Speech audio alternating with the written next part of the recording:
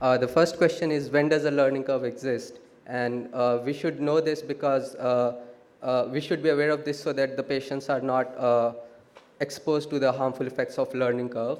Then the next question is, how do we get rid of or like shorten the learning curve in patients and maximize or optimize patient safety?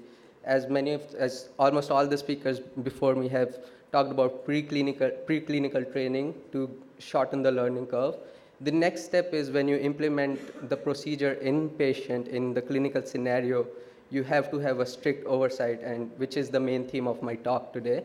And then lastly, you need to know when does this learning curve gets over and when can an operation be considered learned. So as you can see from this slide, there are two scenarios in surgery in which a learning curve can exist.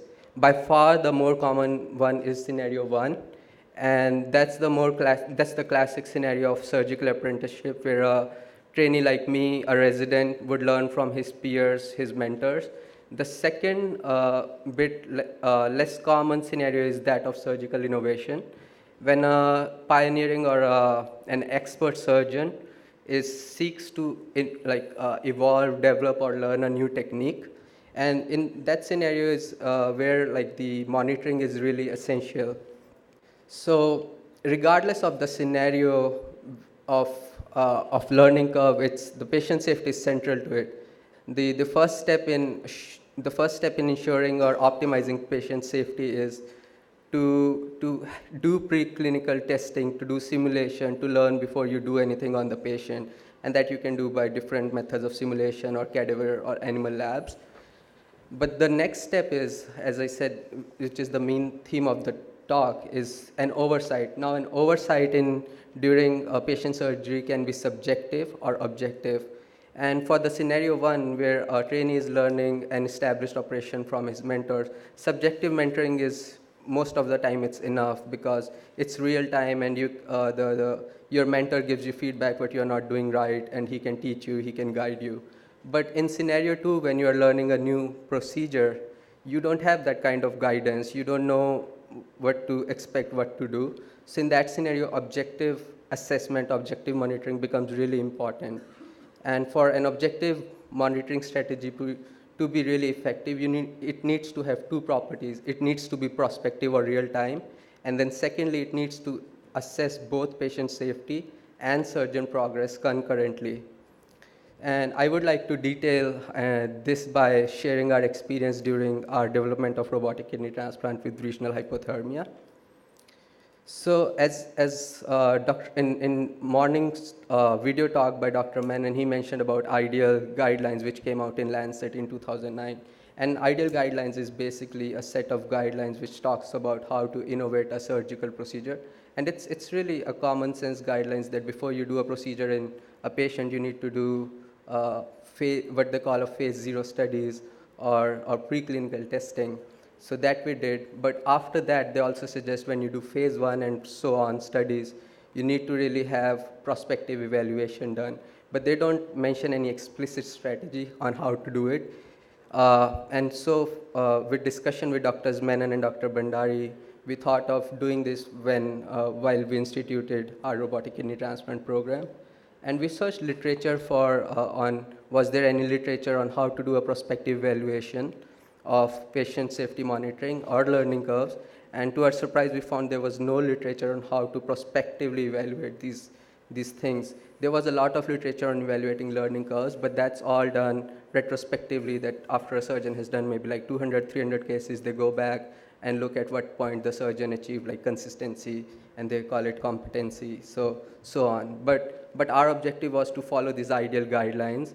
And so we read a lot of literature from different, not from medical, but from industrial literature. And we found that sort of in aviation, they use these mathematical models, which they call cumulative summation or QSUM, which they use to track learning curves. And then the other is they call Shewhart control charts, which they use in like assembly line processing. So we use these mathematical models. And these models are really not, simply put, these are just mathematical models which compare like outcomes to a target value, and they plot it in a nice graphical manner, which I'll show shortly. And you can quickly see whether you are above or below the target value and how far apart you are from the target value, and it also takes into consideration the natural variation or the standard deviations. So you can see if you are beyond 2 standard deviation, then that's a cause of concern, and maybe you need to stop and maybe look back what you are doing wrong.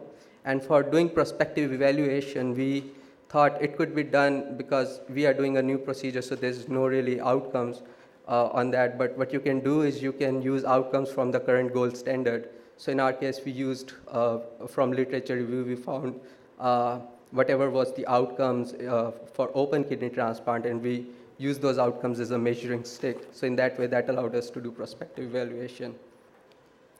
So our study population, as you know, we did this study at 2 centers, Medanta and IKD, and we had 3 groups. So the group 1 was, surgeon 1 was who were extensively robotic trained but had limited kidney transplant experience. Second was extensively trained in both, and third were extensive kidney transplant experience but limited robotic experience. So as you can see, this is, first I will talk about patient safety monitoring. And you can see from this is a Schubert chart, and the yellow line is our target value, which is at 45 minutes. And this is based on the classic paper by Wickham, who says 45 minutes of cold ischemia time is really the benchmark. If you can do it, then the patient will not have any adverse outcomes. And then in his paper, he sets the standard deviations to 9, like his is 15 minutes. So it goes up to, I'm sorry, it's 30 minutes. So I think it goes up to 100, around 100. So at 1 standard deviation, we set the line which we call the alert line. If your outcomes are beyond that, you need to be cautious that you might not be doing something correctly, and you need to be on your foot to be really cautious and try to improve. But if you cross or if you touch the alarm line, then that means you need to stop, and you need to maybe go back to preclinical testing or trial, or maybe you need to have a mentor come over and mentor you for the few initial cases.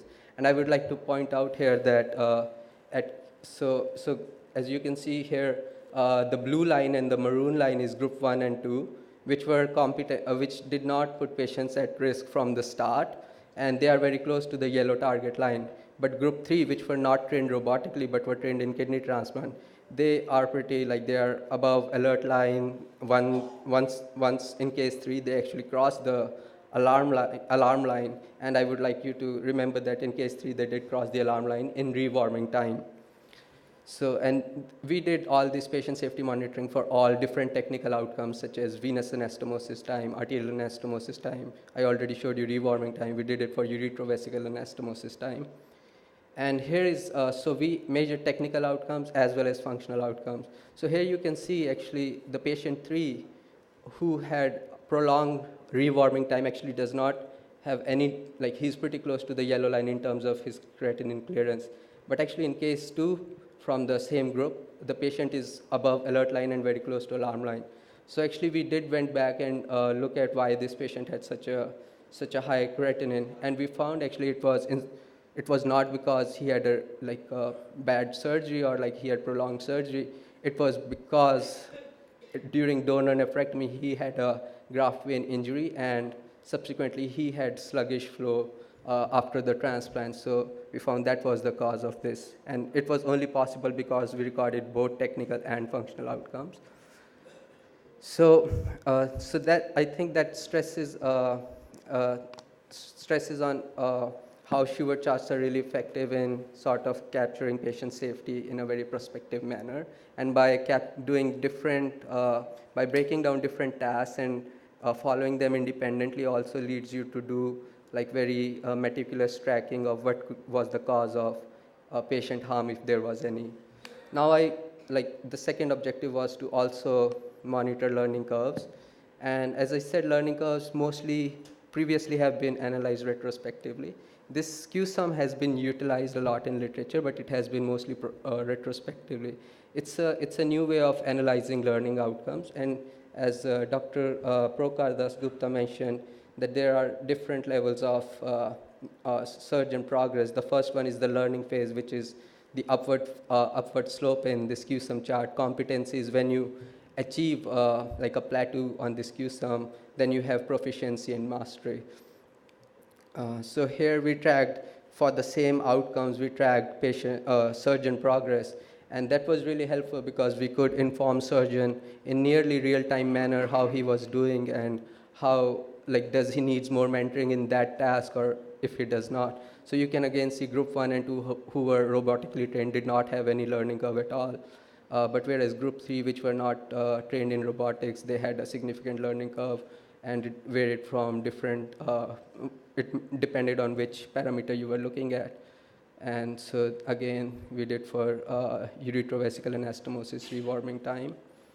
And this is the functional outcomes. Now you can see still, even despite the significant learning curves in technical outcomes, the surgeon doesn't really have a very long learning curve in terms of functional outcomes. It might be due to the safety nets we had, like cooling the kidney, and there were always mentors around to take over if there was a delay in surgery and all that. So, so I think I would like to end this by pointing out the key themes of this talk. First one is objective evaluation is definitely essential during any kind of innovation. And the method we showed or was proposed by the IDEAL guidelines is a pretty friendly method, and it just requires a literature search before you go and develop a technique, and you just need to set your target values or your endpoint for your endpoints, and so it's really easy to do that. And then prospective evaluation is possible by setting these endpoints. Also, prospective evaluation is both beneficial to the patient and also to the surgeon, because you can inform the surgeon in real time of his progress. And lastly, it's usually people just assess technical endpoints such as time and stuff. It's much more beneficial, and it's much more it would be better if we analyze both technical and functional outcomes, because that could inform where the injury to the patient was. So I would like to thank all my mentors for helping me with this. Thank you very much. Thank you. Very good. Thank you.